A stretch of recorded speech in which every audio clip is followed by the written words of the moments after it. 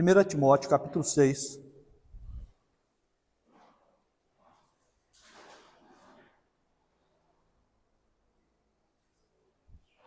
Do versículo 3 em diante.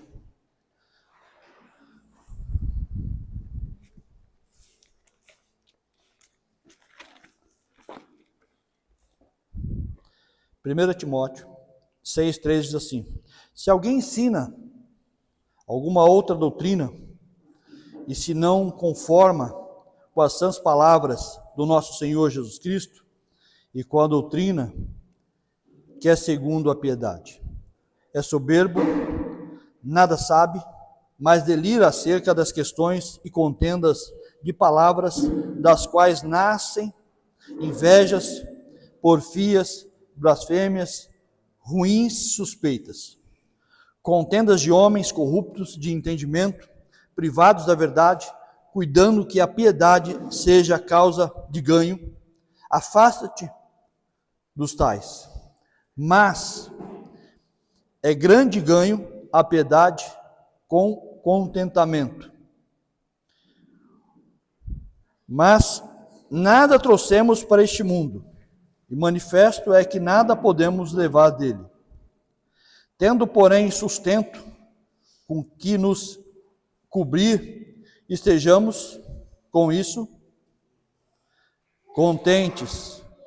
Mas os que querem ficar ricos caem em tentação e em laço, e muitas concupiscências loucas e nocivas, que submergem os homens na perdição e ruína. Porque o amor do dinheiro é a raiz de toda a espécie de males. E nessa cobiça alguns se desviaram da fé e se transpassaram a si mesmo com muitas dores. Amém, queridos? Amém? Graças a Deus, né? Estamos diante de um texto. Eu sempre costumo dizer que nós hoje, esse nós que eu falo é nós, os evangélicos de hoje, ou o pessoal que se diz cristão, o pessoal que se diz de Deus, temos uma ideia muito errada de tudo aquilo que foi escrito, para que foi escrito, para quem foi escrito e da forma como foi escrito. Porque se embutiu em nossa mente, na nossa cabeça, por muito tempo, alguns conceitos que são totalmente contrários à própria palavra. E como nós vivemos em um país, consumista, em que nós hoje somos bombardeados pela internet, hoje por tantas propagandas, nós acabamos acreditando que tudo isso que está à nossa volta é possível. Por quê? Porque nós somos influenciados. Há vários testes que o pessoal está fazendo hoje, você acompanha, você vai ver que há vários testes que o pessoal faz de quanto um grupo influencia indivíduos. Tamanha a influência que existe hoje sobre as pessoas, e as pessoas são influenciáveis. Jesus já sabia disso. Jesus, quando ele vem, ele diz que nós somos o sal da terra. Porque o sal tem um poder de influenciar. O sal tem um poder de mudar as coisas. Então Jesus falou que nós teríamos que influenciar e não ser influenciado.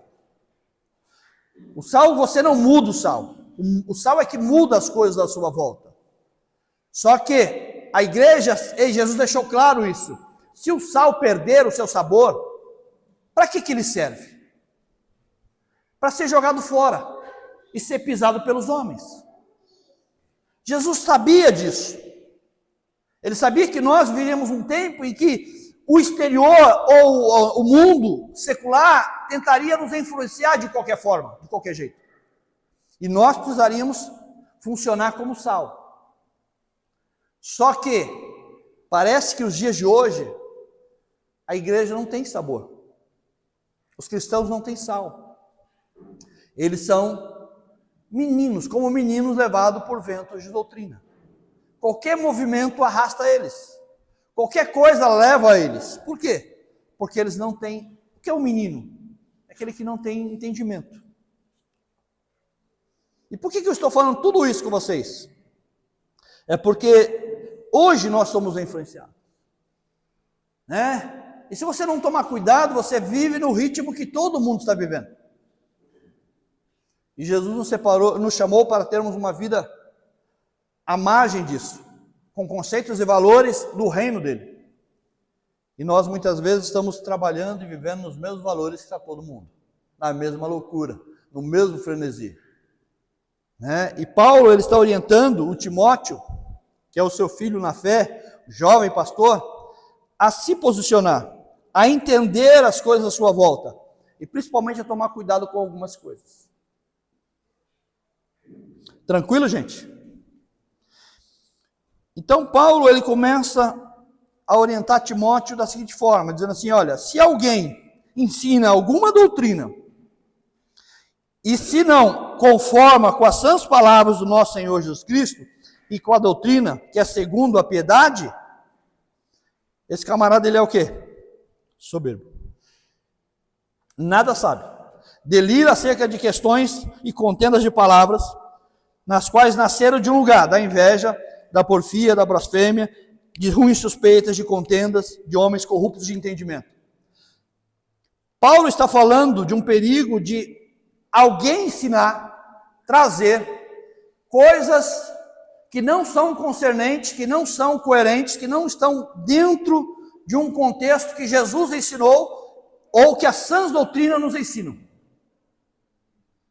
Quando alguém traz um contexto como esse, Paulo está falando que essa fala dessa pessoa está vindo de um lugar chamado... deixa eu ver aqui. Falta entendimento. Então, esses homens são corruptos aonde? No seu entendimento. Eles têm um entendimento corrupto. Eles têm um entendimento com problemas. Então, quando eles olham para as Escrituras, eles veem nas Escrituras tudo o que o entendimento corrupto deles gera a partir de então. Está dando para entender a linha de raciocínio ou não? Paulo está falando quando alguém começa a trazer uma doutrina que não condiz com as doutrinas de Jesus ou com a sã doutrina da palavra de Deus, é porque esse homem ele tem um problema no seu entendimento. O entendimento dele está comprometido. Logo, se o entendimento dele está comprometido, tudo o que ele faz, ou tudo o que ele trama, ou tudo aquilo que ele trabalha, elabora como conceito de vida ou como para ensinar a outros, vai falar dele mesmo. E não do que Jesus falou e nem do que a sã doutrina fala. Porque ele está falando que esses homens, eles têm o seu entendimento corrompido, mas eles são soberbos. Eles deliram acerca de questões e contendas de palavras, das quais nascem inveja, porfia, e aí sucessivamente. E aí Paulo diz a Timóteo que desses você se aparta. Desses você se aparta. E o que esses homens corruptos, no seu entendimento, da sua forma de entender, eles entendem. Versículo 6. O que eles entendem? Mas é grande ganho a piedade, né? Eles entendem que, desculpa, aqui no versículo 5, contendas de homens corruptos, privados do entendimento da piedade, cuidando que a piedade, no final do versículo 5, cuidando que a piedade seja causa de ganho. O que esses caras entendem? Que a piedade seja o quê? Gera lucro. Há um jeito da gente ganhar. Há um jeito da gente se dar bem. Há um jeito da gente ficar bem nessa terra. Afinal de contas, nós precisamos ter lucro naquilo que fazemos. Afinal de contas, o mundo que nós vivemos é o mundo de que você tem que se dar bem em algum momento da sua vida. Você tem que lucrar. Se não houver retorno, para que investir? Ninguém vai investir em alguma coisa que não há retorno. Se eu vou dedicar a minha vida, se eu vou gastar tempo da minha vida, se eu vou fazer alguma coisa desse tipo, eu preciso ter retorno. Porque se eu não tiver retorno, não tem lógica investir. Então, alguém que faz uma faculdade, alguém que trabalha, alguém que faz curso, o que ele está tendo? Ele está tendo o quê? Um gasto, ele está tendo um investimento. Por quê? Porque ele está pensando amanhã no retorno.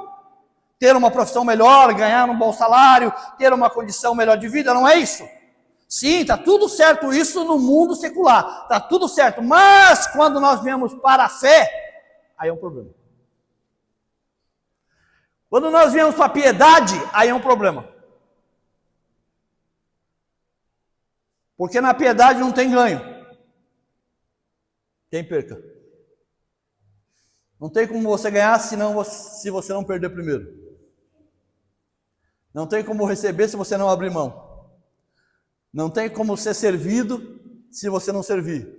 Não tem como subir se você não descer. Na piedade os valores são outros.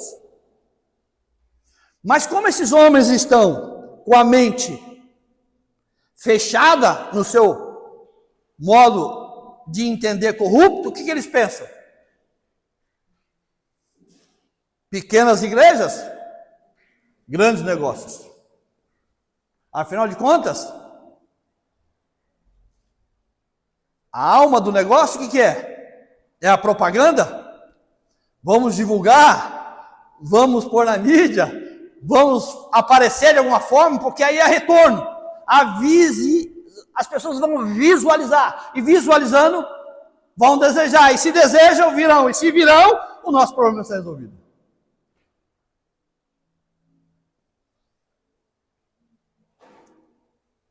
Se você tem um produto para vender, pense, qual é a melhor forma de você vender o seu produto? Divulgando, não é? Se nós temos um produto para vender nesse lugar, qual é a melhor forma de a gente lucrar aqui? Divulgando. Mas qual é o produto que a gente vende aqui? Disseram para um pastor amigo meu essa frase, né? Acabei de falar para vocês. A propaganda é a alma do negócio. E o pastor respondeu assim, mas quem disse para você que nós estamos no negócio? Quem disse para vocês que nós estamos no negócio? De onde vocês tiraram isso? Aqui não é um negócio. E Paulo está dizendo que os homens, e aí serve para nós pensarmos que se você der um passo na fé, pensando em se dar bem, você já se deu mal. Se você der um passo na fé achando que entrar por um lugar como esse, de alguma forma, vai te beneficiar financeiramente, você já se deu mal. Porque em nenhum momento das Escrituras nós vemos Jesus ensinando, pregando, ou até mesmo uma igreja primitiva, divulgando ou fazendo propaganda de um negócio. Não, muito pelo contrário. Quando eles aceitavam Jesus naquela época, quando eles passavam pela uma conversão naquela época, eles sabiam que a vida deles não tinha mais nenhum valor. Era aceitar Jesus e morrer numa arena. Era aceitar Jesus e saber que seria réu de algum lugar, se alguém descobrisse. Hoje não. Se você tiver com a vida arrebentada, se você tiver mal financeiramente, se você tiver doente, se você tiver assim, se a sua vida está toda perdida, vem para cá. Aqui é o lugar. Aqui é o lugar. De onde tiraram isso? De onde veio isso? Mas o homem de hoje gosta dessas coisas. Porque acha que neste lugar aqui, como nós falamos na semana passada, há salvação. A salvação não existe em lugar nenhum. A salvação só existe em uma pessoa, Jesus Cristo. E nós muitas vezes viemos para este lugar também com esse pensamento, de que, de alguma forma, eu vou servir a Jesus e vou ter um retorno. Sim, vai ter. Mas como você e eu, muitas vezes temos problema na nossa forma de entender as coisas, o retorno não é bem aquilo que você está achando que vai vir. E Paulo vai dizer isso, né? Que realmente a piedade, ela é uma grande fonte de lucro. Mas com o quê? Com a palavra chamada contentamento. Paulo vai dizer assim, não, vocês podem ter realmente um grande ganho, mas não um ganho como esses homens pensam, porque eles estão pensando no financeiro, no dinheiro. E por que eu sei disso? Porque o próprio texto diz isso, né? Se você olhar um pouquinho mais para frente aí, o versículo 10 diz bem isso, né? O que o versículo 10 diz? Que o amor ao dinheiro é a raiz de todos os males. O que Paulo está dizendo? Que ganhar dinheiro é ruim? Não. Que eu não posso ter dinheiro? Não. Não é nada disso que Paulo está falando. Paulo está falando que o amor ao dinheiro é a raiz de todos os males. Paulo não está falando de um mal apenas. Paulo está falando que o amor ao dinheiro é a raiz de todos os males. Paulo está falando de algo muito maior. E quando eu amo o dinheiro, eu acredito que ser pastor é uma fonte de lucro. Quando eu amo o dinheiro, tocar é uma fonte de lucro. Quando eu amo o dinheiro, cantar é uma fonte de lucro. Quando eu amo o dinheiro, qualquer coisa que eu faça aqui nesse contexto que nós chamamos de igreja, é uma fonte de lucro.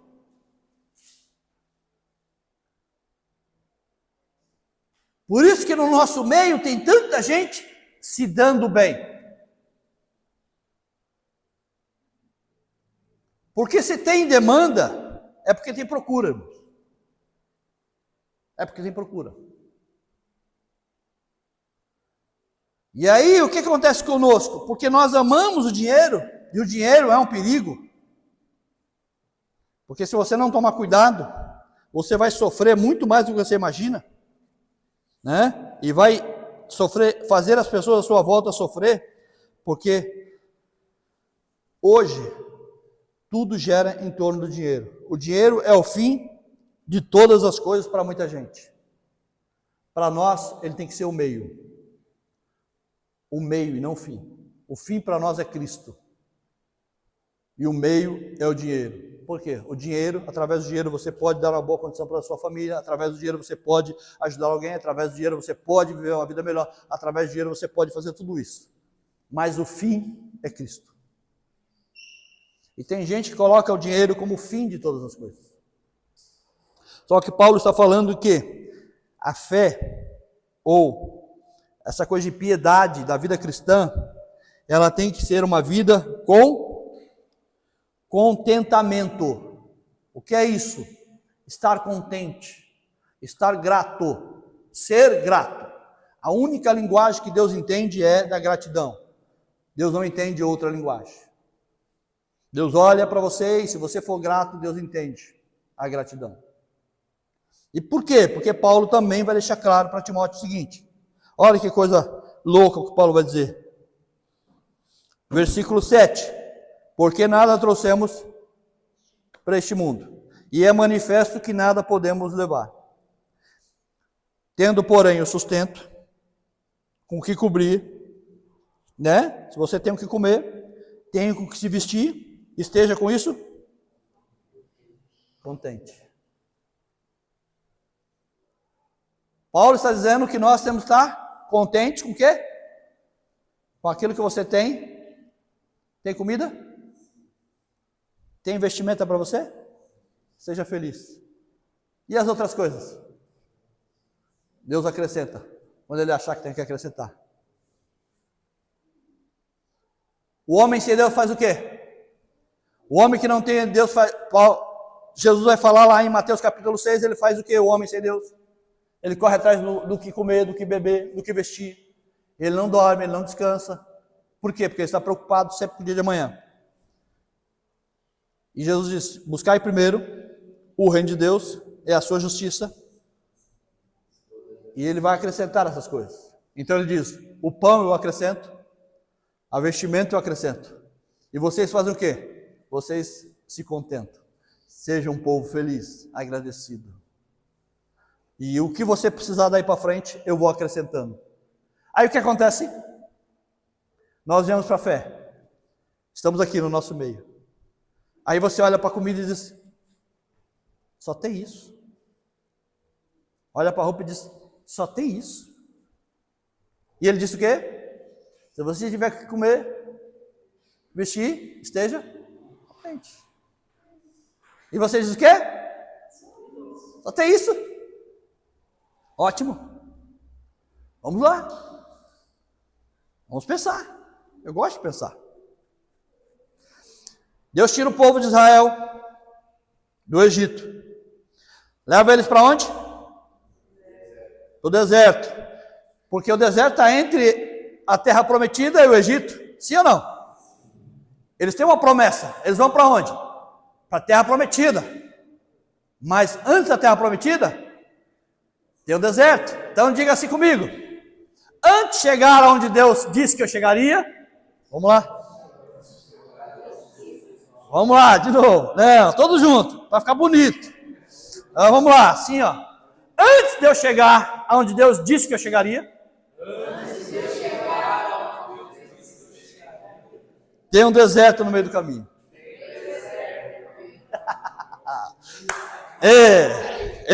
Tem um deserto. Tem um deserto. E sai 600 mil homens, fora mulheres e crianças. Então era uma multidão muito grande.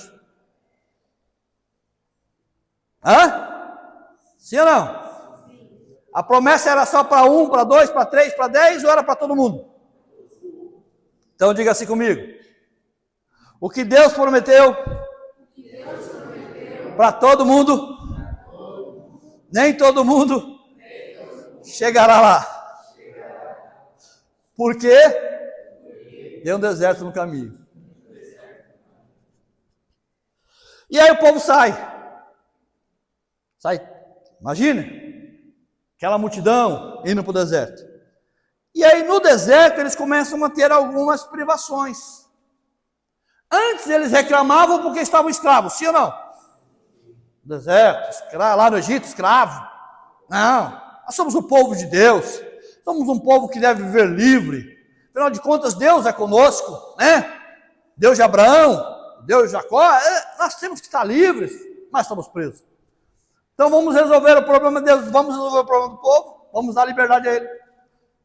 Leva Moisés, tira o povo do Egito. Agora estão livres. Resolveu o problema da escravidão? Estamos livres, não estamos? Agora nós estamos livres. O Egito não tem mais poder sobre eles. Sim ou não? Pode responder, vocês estão com medo de responder, mas fique tranquilo. Estão livres. Sim? Agora vamos para o deserto. No deserto eles começam a ter outras dificuldades. E quando eles têm as dificuldades que eles têm, eles começam a se lembrar de onde? Do Egito.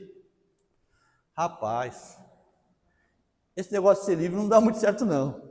Porque lá no Egito, a gente era escravo, mas a gente tinha que comer. A gente trabalhava bastante, mas estava melhor que aqui. Eu vou fazer o que com essa liberdade? Deus nos trouxe para morrer nesse deserto, é isso? Deus só mudou o cativeiro, tirou de um cativeiro. Já viu essas profecias? Eis que te digo, eis que te falo, vou eu mudar o teu cativeiro. Não, não muda não, vai tirar de um cativeiro e levar para outro. Deixa eu desse aqui mesmo que está tudo certo, já estou acostumado com isso, né? Mas tem isso no nosso meio também.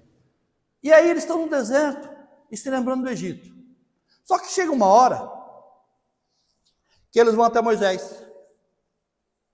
E eles dizem assim para Moisés: Moisés, fala um negócio aqui para você. Nós estamos cansados de comer essa porcaria que está vindo todo dia aí, tal do maná. A gente não aguenta mais comer maná.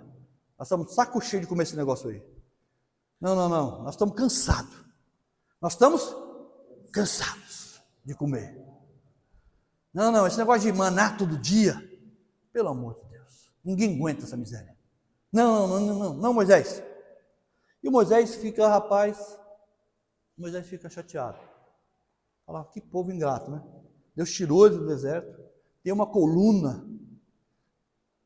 à noite, né? Uma coluna de fogo guiando eles e aquecendo eles no deserto, porque o deserto é frio. Durante o dia tem uma nuvem cobrindo eles, porque o deserto é quente, então tem uma nuvem cobrindo eles. Cara, e esse povo tem o maná que vem todos os dias, que Deus manda o maná. E diz para eles, ó, não pegue muito, só pegue a porção diária, porque no outro dia vai ter, confie em Deus. E esse povo está cansado do maná. E Moisés vai falar com Deus. O que Deus disse para Moisés é o seguinte: diga ao povo que amanhã eles vão comer carne. Eles querem carne? Eles vão comer carne amanhã. Está tudo certo.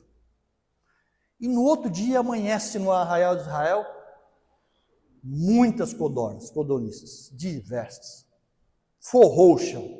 E foi uma festa, porque o povo queria o quê? Carne. Não tinha maná, agora tinha carne. E aí eles fizeram aquele churrascão, né? E aí eles estavam comendo, de boca cheia. Quando eles estão de boca cheia, o que Deus faz? Mata todo mundo. Presta atenção aqui, escute. Conselho, tá? Eles falaram o que para Moisés? Estavam cansados, não estavam? Quem está cansado? Tem alguém cansado aqui? Tem alguém cansado aqui? Hã? Tem alguém cansado de alguma coisa? Hã? Está cansado? Não quer mais? Aprenda uma coisa na sua vida. Nem tudo que vem para a sua mão, Deus está te dando,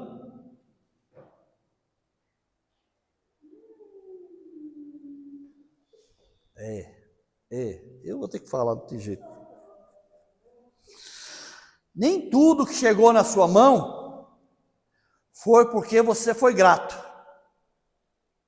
Muita coisa chega a você porque você murmura. E o que chega a você quando você murmura não é para a vida, é para a morte. Não é para te enriquecer, é para te matar.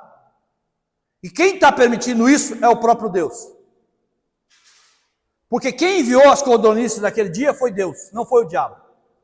Mas para um povo que estava murmurando e reclamando, para um povo que não era grato, para um povo que não sabia o que era a palavra gratidão, para um povo que vive realmente achando que Deus é obrigado a fazer o que eles acham que tem que fazer.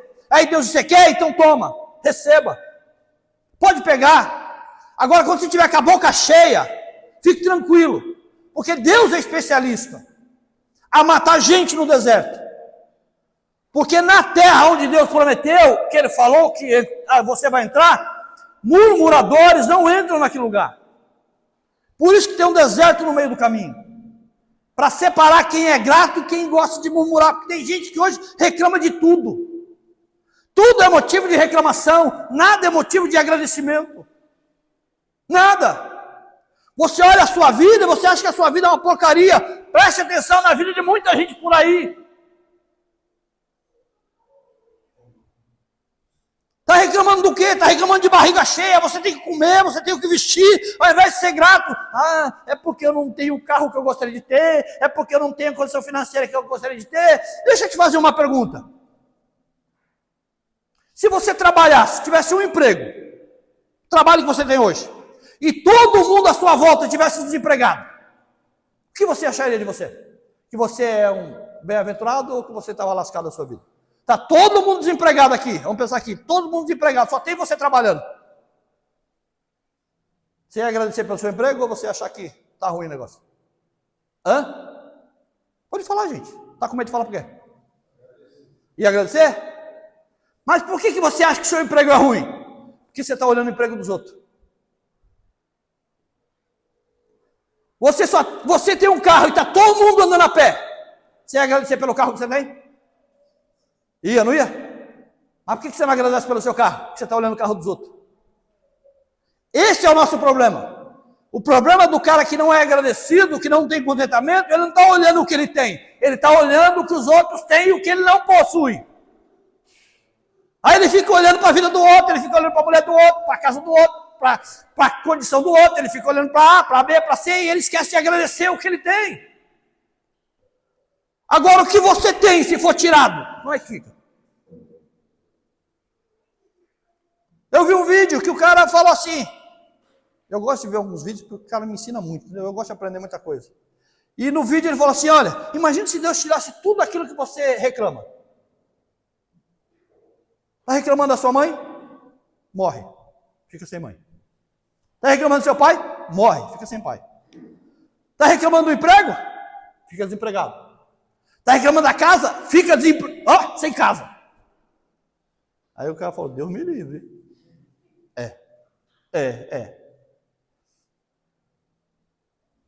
Já parou que você passa a maior parte da sua vida reclamando e não agradecendo? A piedade tem a ver com contentamento. Eu posso receber e alcançar muitas coisas nessa vida, mas estou feliz com aquilo que eu tenho hoje. Hoje eu tenho muito mais do que eu mereço. Esse é o entendimento que nós temos que ter. Quem era você e aonde você está? Eu estava caído, morto nos meus pecados, nos meus delitos, jogado em qualquer canto dessa vida. Fui achado por Ele. Ele me deu o Espírito Santo. Me deu a garantia da salvação. Hoje eu tenho dons. Hoje eu tenho uma família. Hoje eu tenho um emprego. Hoje eu tenho uma casa, eu tenho filhos. Hoje eu tenho uma família. Família na fé. Hoje eu tenho saúde. Tudo isso. Eu vou reclamar do quê? E esse é o nosso grande problema. Aqui não é um lugar em que você veio para se dar bem. Aqui é um lugar para você vir reconhecer o que Deus fez por você. E Ele não tem obrigação nenhuma de fazer nada por nós, irmãos. Mas Ele mesmo assim fez. E nós não olhamos para aquilo que nós temos. Nós sempre olhamos para aquilo que nós não temos. E esse é o nosso grande problema. Nós não conseguimos evoluir dentro disso. E você sabe que nessa terra você não trouxe. Você trouxe alguma coisa para essa terra? Alguém trouxe alguma coisa quando veio? Não? Alguém trouxe alguma coisa quando veio?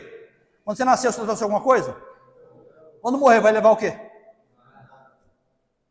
E por que você passa tanto tempo brigando por tanta coisa aqui nessa terra? Já viu?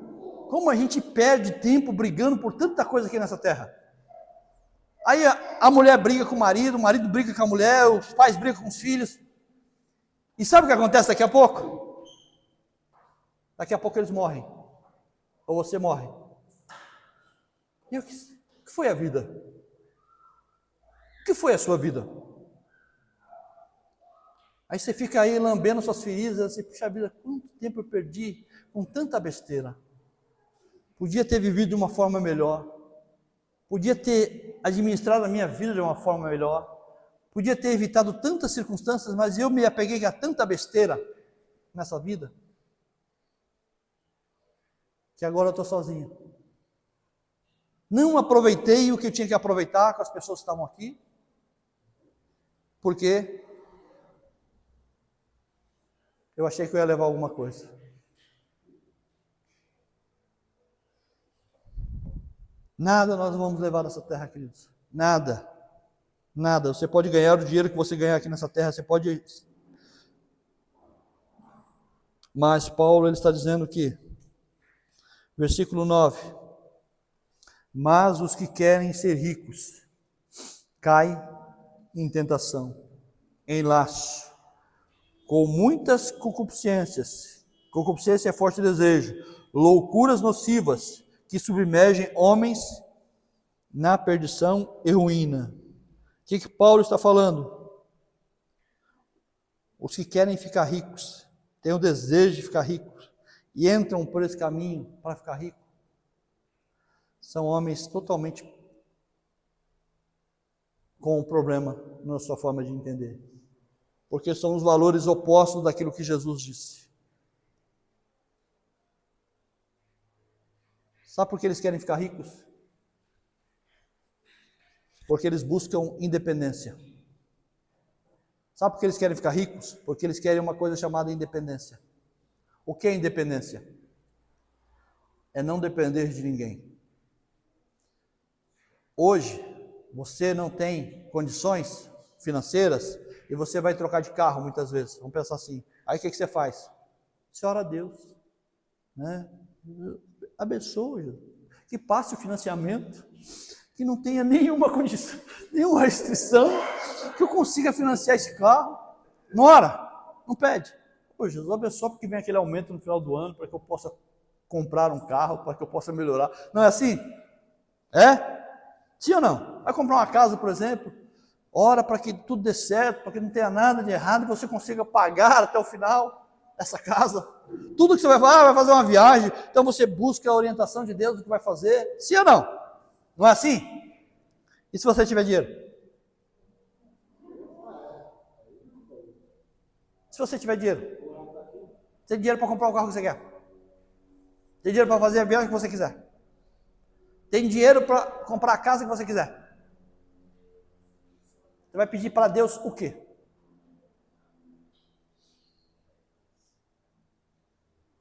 Quando nós falamos de homens que querem ficar ricos, é porque eles amam o dinheiro. E o dinheiro é o senhor deles. Então, se eles têm já o seu senhor, então eles não precisam de outro senhor. Jesus falou sobre isso. Só há dois senhores nessa terra: Deus e Mamon, que é a riqueza. Então, não deseje ficar rico a partir desse ponto, de que você quer a independência de Deus. Porque, deixa eu falar uma coisa importante para vocês entenderem.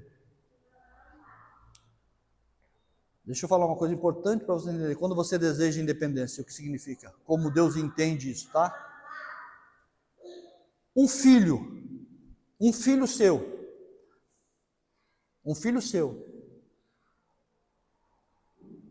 ele, para ser independente de você, é que ele não precisa de mais nada concernente a você. Em outras palavras, você para ele morreu. Filho físico, biológico. Sim, você tem um filho. Se esse filho hoje, ele tem uma independência sua de você, é que na cabeça dele, você morreu para ele. Por quê? Porque ele não precisa de você para mais nada. Sim? Agora eu pergunto para os pais aqui: quando filhos deixarão de ser seus filhos? Nunca. O que acontece com alguns pais? Criam seus filhos, ficam idosos, e aí colocam no asilo, e os filhos nem lá vão. Mas para eles, é sempre o filho dele. Quando você está buscando uma independência financeira, você está dizendo que Deus para você morreu. Você não precisa dele para mais nada. Só que, para Deus nós sempre seremos filhos. E esse que é o problema. Esses homens buscam essa riqueza, essa coisa de querer se dar bem, de querer ganhar. Por isso que eles acham que hoje, tudo que fazemos aqui tem que ter um valor, tem que ter um preço, né? Então, pastor tem que ganhar um salário. Quem disse que pastor tem que ganhar salário? Onde está isso, gente? Ah, o obreiro é digno do seu salário. Pelo amor de Deus, gente. Até quando a gente vai viver nesse engano? O pastor tem que trabalhar. Paulo diz: aquele que não trabalha não coma. Provérbios diz: vai ter com a formiga o preguiçoso. Entendeu? Deus nunca chamou gente vagabunda para estar dando salário para ninguém, não. Isso aqui não é governo, não. Em que os vagabundos vêm aqui e se acomodam na fé dos outros. Sistema de pirâmide. O que é o sistema de pirâmide? O que é o sistema de pirâmide? Muitos trabalham para alguns ficarem ricos. Muitos trabalham para que alguns fiquem ricos. Aí vem aqui: ah não, vocês têm que me honrarem. E o que é honra? Dinheiro. Ué, tem outra coisa como honrar? Não é dinheiro, honra? Acho que não. O texto diz: honra teu pai e tua mãe. O texto está dizendo: dá dinheiro para teu pai e para tua mãe? Não, mas os homens de hoje transformaram a palavra honra em dinheiro, sacrifício em dinheiro, dízimo em dinheiro. Tudo é dinheiro hoje. Aí vocês têm que me honrar. O que significa isso? Afinal de contas, eu sou o sacerdote desse lugar. Né? De mim sai a virtude para vocês. Se eu abençoar vocês, vocês estarão abençoados. Então vocês precisam me dar alguma coisa para ser abençoado, porque eu não vou abençoar vocês se vocês não me derem nada. Que conversa é essa? Não tem lucro nesse negócio. E aí a gente inventa a água, né? Um copo de água, lá de Jerusalém, porque Jerusalém é mais caro, né? Leva tempo para ir, leva tempo para voltar, né? Então, nós vamos ter o copo de água aqui, santo, né? Antigamente o pessoal, quando orar, coloca o copo de água em cima da televisão. Hoje não dá mais, porque as televisões é tudo LED, então é tudo fininho, o copo não dá mais em cima, então não dá mais para fazer esse tipo de oração. Coloca o copo de água em cima da televisão, porque não funciona mais, não tem jeito. Então, a gente vai inventar a água santa. Aí a gente inventa um lenço, porque afinal de contas o meu suor é um suor profético.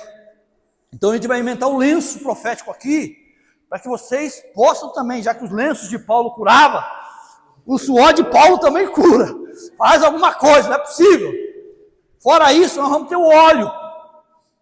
O óleo ungido. Não é óleo consagrado, é óleo ungido. Veio da onde esse óleo? Israel, lógico. Fora os envelopes, as campanhas. O que é isso, gente? Sistema de pirâmide. E o pior disso tudo é que as pessoas não acreditam nessa besteira.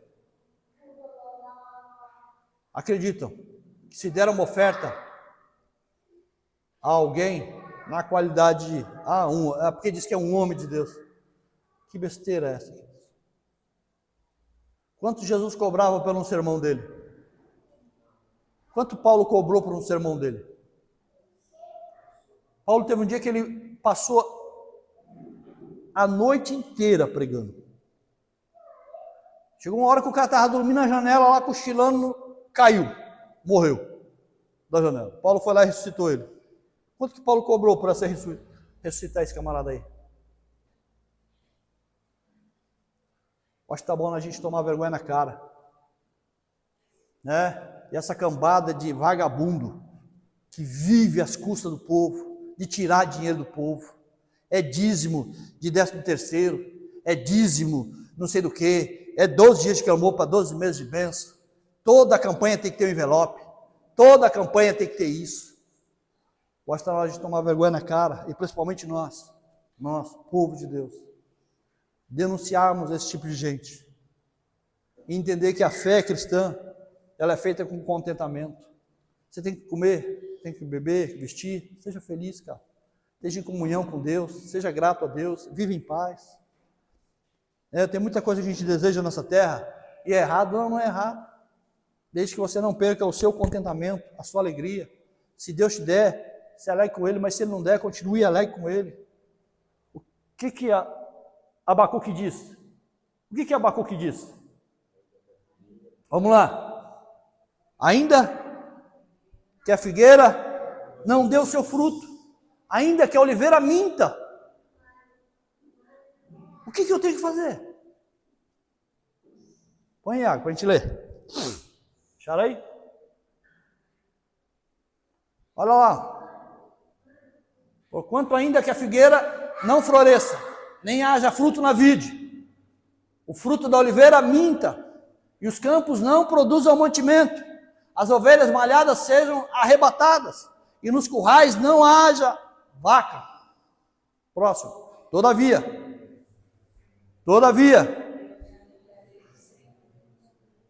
eu me alegrarei no Senhor, exultarei no Deus da minha salvação. Não importa como as coisas estão acontecendo aqui fora, importa que eu sou grato a Ele, e eu vou continuar grato a Ele, com saúde, sem saúde, com dinheiro, sem dinheiro, com família, sem família. O que importa é que a gratidão é a única linguagem que Deus entende. Amém, queridos? Se coloque de pé. Vamos orar.